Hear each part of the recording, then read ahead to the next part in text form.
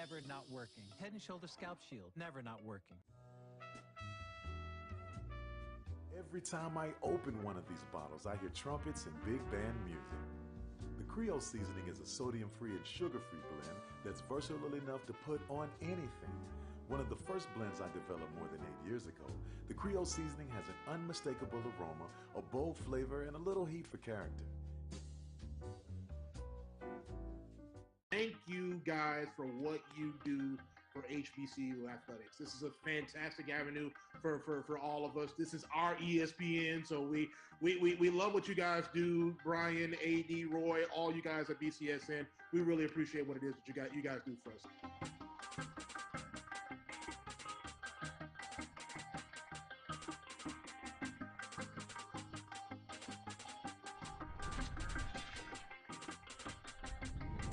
Since 2002, Empowerment Resources, Inc., a nonprofit organization, has empowered more than 1,500 youth and adults in Duval and surrounding counties. Through its programs, Journey into Womanhood, Girls Mentoring, Life Skills for Teens, and Parenting Education Coaching. To get involved with programs, volunteer, or donate, visit www.empowermentresourcesinc.org. Follow us on social media, facebook.com/empowerment.resources and instagram.com/empowermentJAX. For 200 years, Montgomery, Alabama has been making history by people who had the courage to stand up for change. Today, this riverfront city has been reborn, embracing the past and looking forward to the future. From the National Memorial for Peace and Justice to the stage of the Alabama Shakespeare Festival, this is where history was and is made. We are proud to call Montgomery home, and together we can be the change.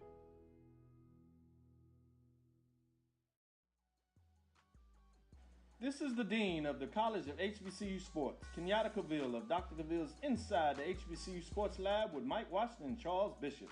Come mix it up in the lab where the course lecture is in session every Tuesday from 6 o'clock p.m. Central Standard Time on Facebook Live, YouTube Spreaker, or the BCSN app, as we discuss all things about the HBCU sports culture, including exploring the week that was in the sporting HBCU diaspora, as well as the upcoming week of HBCU sports. With me, the Dean, the College of HBCU Sports, and Dr. Cavill.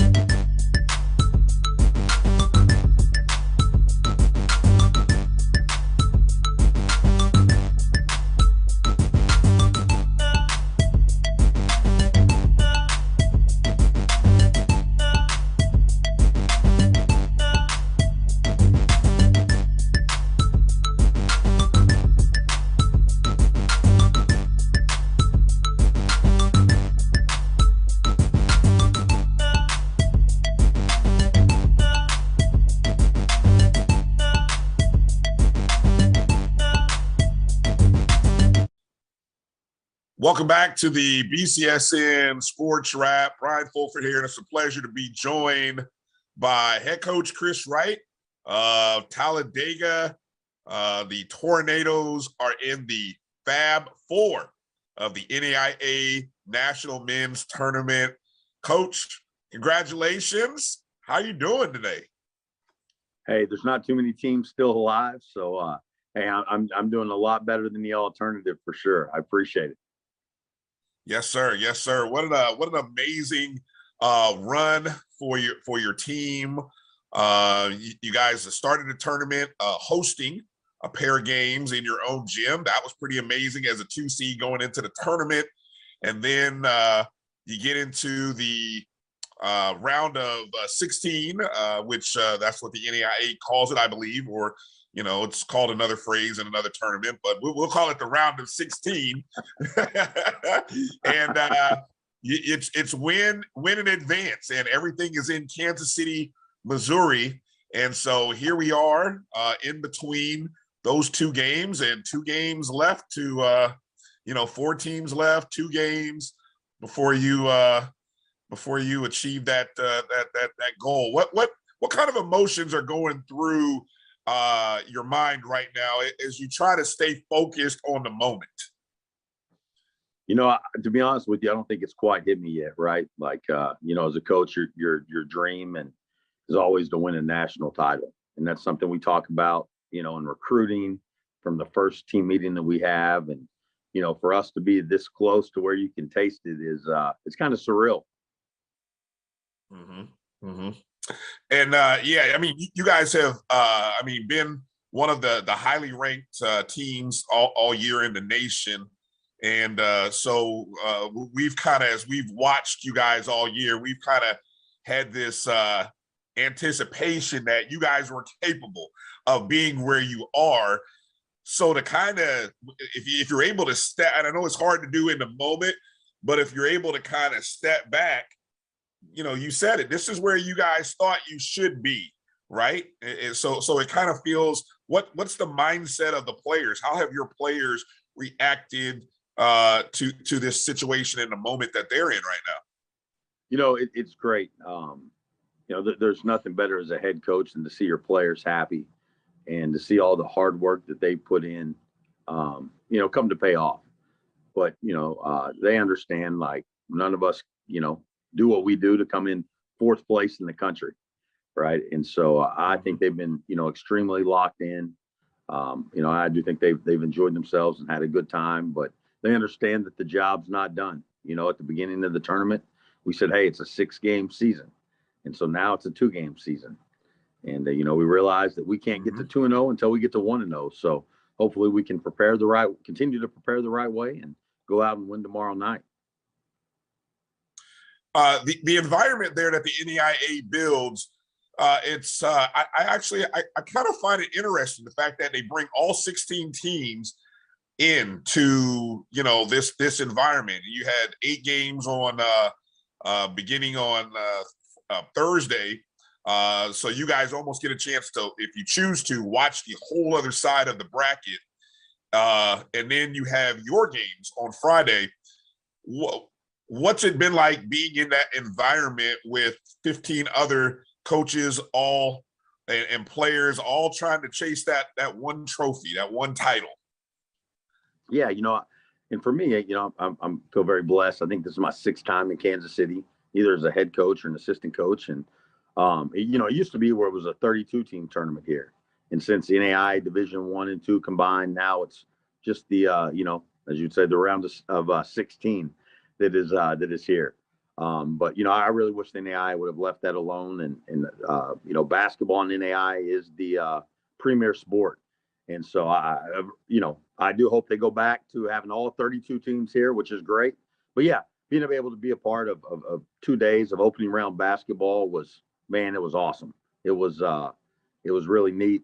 It was good for our guys to be able to watch the first day and, you know, just kind of get used to their surroundings. And then for us to be able to go play on Friday and get a big win against a really good team was awesome. And so I know I was exhausted after Friday.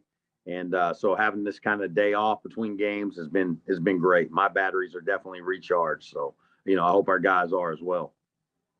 Right. Yeah, that's a good thing that they give everybody that day off, that day of rest on Sunday. So everybody gets to kind of, like you said, recharge and make a strong push on the last 2 days.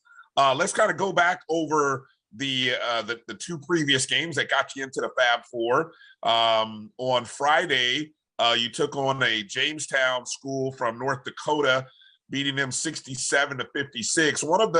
One of the interesting stats that I you know, had a chance to go back in and look at is your team's defense against the 3-point shot, which, I mean, also in the second game against Concordia, we'll talk about that. But you guys have been very stingy in terms of giving up the 3-pointers against Jamestown. 4 of 21. I mean, I know you guys play defense, Coach. I know that's one of the things you preach.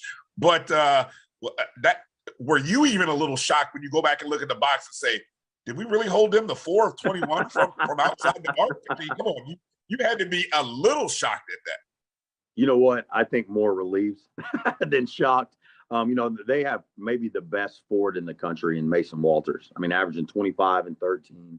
I mean, he is I mean, he's a Big Ten player. He's really, really good. And so, you know, they surround him with a lot of shooters. And I told our bigs, I said, hey, we're not going to double him. We're going to stay at home on their shooters. And if you guys can't guard him, we're just going to lose. So if he goes out and scores 40 on us, guarding him one-on-one, then I guess we're going back to Alabama and the season's over. But we're not going to let those guys zap us from three. And so, you know, our forwards took that challenge. And by them being able to single up on him and do a good job, it definitely let us be more aggressive, taking away the three-point shot for sure. Speaking of aggressiveness, do you feel like you've been able to play your style? You know, been able to get up, play 94 feet of defense, push the tempo. Do you feel like you've been allowed, if I can say it in that way, to play the style that your guys are comfortable of playing at on this stage? You know, I guess I'm just not a very good coach because, you know, prior to the national tournament, we didn't foul nearly as much. So I got to do a better job of getting our guys not to foul and hopefully doing a little better job of getting, you know, drawing fouls, even though we get the ball in the paint a lot. So I guess it's bad coaching. Hopefully I can get better at that before tomorrow. But yeah, you know, our guys have done a great job defensively, and I'm really proud of, in face of a lot of adversity, for them to react the way that they did. Hopefully their coach can be a little better, and I can teach them not to foul as much, and you know, we can keep teams off the line. That'd be great. Well said. Well, I mean, it must be working, because I know in the first game you were able to hold, or I don't know, when the other team misses free throws, I don't know if that's them or the fatigue from the pressure that you put on them. But you know, I noticed Jamestown was 50% from the free throw line, while your team was 17 of 23. And as we're sort of in this week of March Madness, where we've got basketball going on at all levels, college, high school, different levels, it always comes down to free throws, doesn't it? It always seems like the team that can make the free throws in the clutch is the team that has the success. So I saw that. What are some other things that you've observed of your team that you're really proud that they've been able to kind of handle over the course of these past two games? You know, we have great young men. You know, we have 7 seniors. They're all going to graduate at the end of the year, and they have a really high level of character. And so, but for them to handle, you know, we haven't gotten any breaks here. And for them to be able to handle it, they've handled it a lot better than their head coach has, I'll tell you that. And so, man, for them to come out and perform the way they do, you know, whether we're getting calls or whether we're not getting calls, for them to come out and do their job has been, you know, really special. And we have a really unselfish group. And, you know, guys don't care about how many shots they get, how many minutes they play, how many points they score. They all just want to win at the end of the day. And I think that's why we're still playing, you know, on the last Monday of the season. And so I'm really humbled to be the head coach of these guys, and they've bought in and they've done everything that I've asked them to do. And so I couldn't be prouder. Yeah, so they're the ones that are sort of managing and keeping your emotions in check, I imagine, more so than what you've done for them over the last 30-something games, right?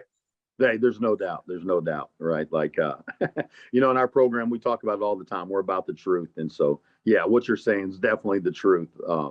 And again, it's a credit to them. And, you know, it's really neat.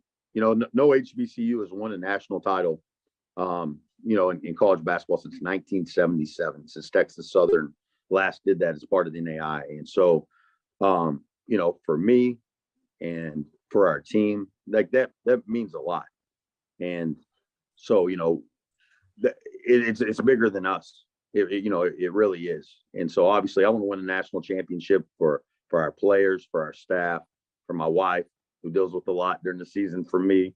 But really for HBCUs across the country, because I do think HBCUs get overlooked. I don't think sometimes that there is there's a fair deck, I guess, if you will. It's an even playing field. And so I know that, you know, for me as a head coach, I feel a lot of pressure for us to go and win these next 2 games to hopefully kind of showcase HBCUs across the country. It's funny, as you mentioned that, you know, I think in the past, even previous years when we chatted, getting that respect and I kind of think that getting that respect kind of starts in how teams view you, or how coaches around the country view you when they do rankings and polls and things of that nature. And I know the coach speak says, you know, hey, it's a poll and we've got to go out and we got to play. But I got to imagine in the back of your head, you're like, where's the respect? And we've seen in previous years, you guys have had good teams, and, you know, maybe people had things to say maybe about your schedule, your rankings, or all this other stuff. But at the end of the day, you're winning. Talk a little bit about, you're at a place now where maybe, just maybe, there's a little bit of respect coming towards Talladega, and you've been fighting for it for all these years. Talk a little bit about maybe what that's, if it's worn on you at all. I mean, you know, because I know that's got to be a lot. The pressure, as you just mentioned, is it's got to be a lot for different reasons. You know, obviously, I do think that our guys have earned a lot of respect. And again, it's all them. You know, I have nothing to do with that. They're the ones that go out and win games. And, you know, for us to be ranked as high as number 2 in the country this year, I think it's a remarkable achievement. And you're right. Like, you know, when you're playing the season, you know, like polls don't matter, but it's a sign of respect. And I don't ever think that respect is given, it's taken. And, you know, this is year 4 for me here at Talladega. And I think that, you know, our guys this year went out and took that respect. I mean, I think in our first 10 games, no one played us closer than 30 points. And so I think people understand, you know, that we have a talented team. But you know what? We also have a really, really, really just great group of young men. And it's not all about basketball. Again, I mentioned every one of our seniors are going to graduate on time. Like that's unbelievable. And so I know I respect these guys a lot as players, but I respect them a lot more as people. And so it's been a special year for sure. Any funny stories that you can think of, or maybe that you can share as maybe think, you know, guys, young men always, you know, in a situation where they've never been somewhere before, or an experience that they've had. I mean, these guys have been working hard. Is there something maybe that they've told you that you kind of were like, yeah, you know what, I didn't even think about that? But you know, because these guys are thinking of things differently, and you're worried so much about them, but maybe they're seeing things. Anything you can share from any of your guys over the past few days? You know, there was a point last night when you know, I think we were up pretty big, but you know, I was not too thrilled with some things that were going on the court. And you know, our 3-time All-American Daryl Baker came up to me, and he was about to check back in the game. He put his arm around me. He said, "Coach," he was like, "Man, you know, you're always talking about toughness to us." And he said, "Man, I think you've been really tough tonight."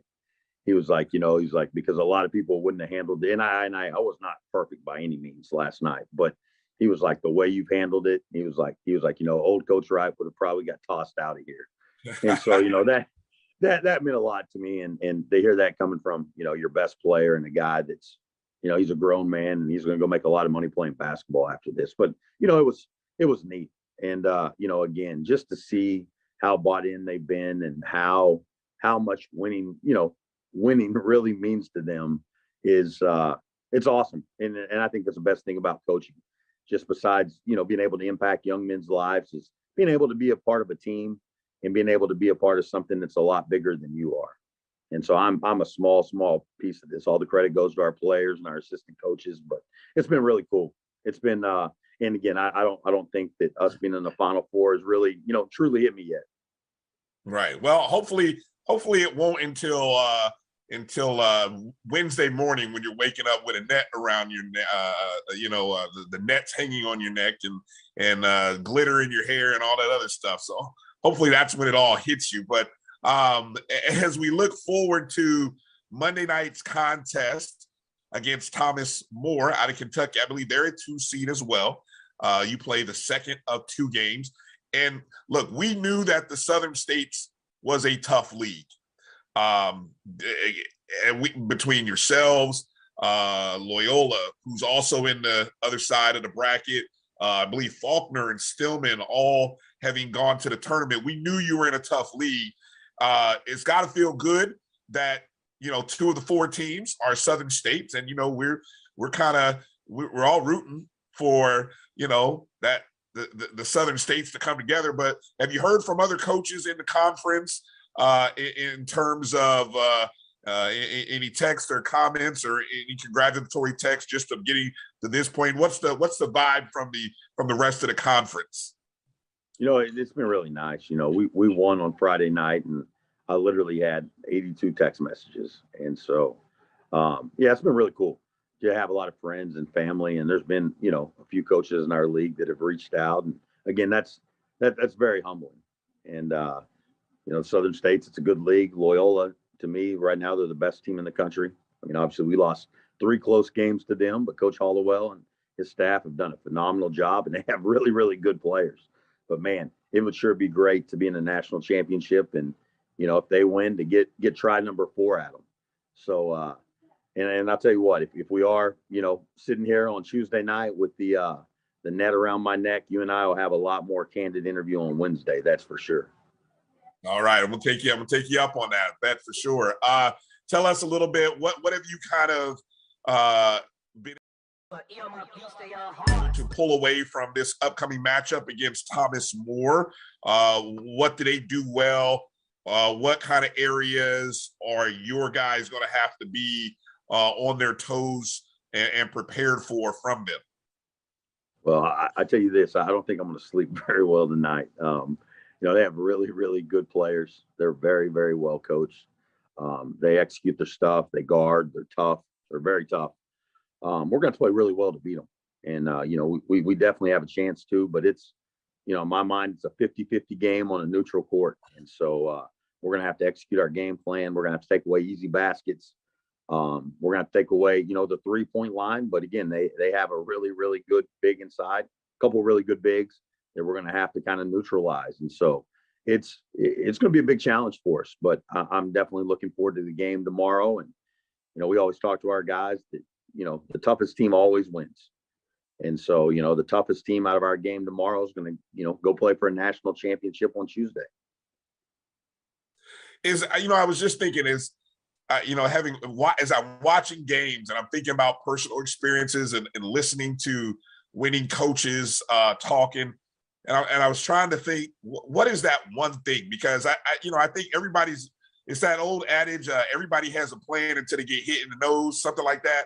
And I know basketball games are all about matchups, but you mentioned toughness.